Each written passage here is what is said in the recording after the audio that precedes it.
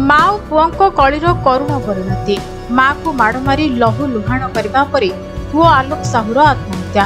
एपरी अभावनीय घटना देखा मिली ओलटपुर थाना अंतर्गत कंटापड़ा ग्राम।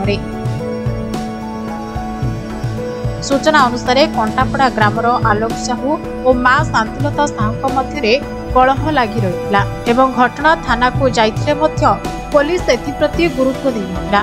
पुनर्बार गुरुवार राति में झगड़ा हेबारु माँ शांतिलता थाना को जाइथिले किंतु पुलिस आसला बेलू पुओ कबाट दे आत्महत्या कर सारी। घटनास्थल में पुलिस पहुंची मृतदेह को जबत कर पोस्टमार्टम पठाइथिबा बेले माँ और भौणी को पुलिस थाना रे पचराउचरा कर घटना आलोक माँ और मामू पुलिस को दायी करथिबा बेले साइंटिफिक टीम डाकी तदंत आरंभ करिछि पुलिस। पुलिस अपमृत्यु मामला रुजु कर तदंत होइतबा कहिसेंति सदर एसडीपीओ।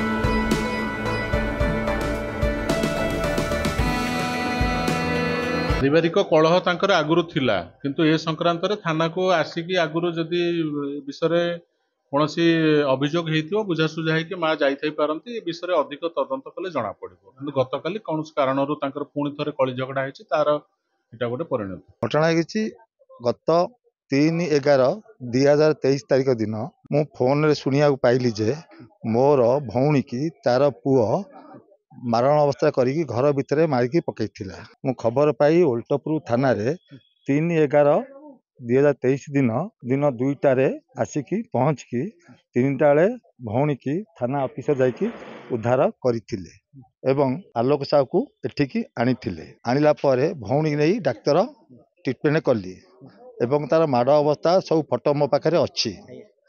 थाना ऑफिस कही देखु ये मदक द्रव्य खाऊँच किसी दिन भितर पठातु कि निशारण केन्द्र को पठातु आम से सहयोग करूँ किंतु थाना ऑफिसर बा स्टाफ तांकर किसी न कही 2 दिन पर छाड़ी काली मु सकाळ 9टार आसी आंकु डाकिली मो पुओ मंगलवार ठू दौड़ी दौची तमें टे चल मत सुरक्षा दब एमाने कहीं शुणले नहीं तमें बाहर बाहर बोली कहीं थाना क्या भाई टिके चलतु मो पुओ को टे रक्षा करतु आ कहीं गलेनी।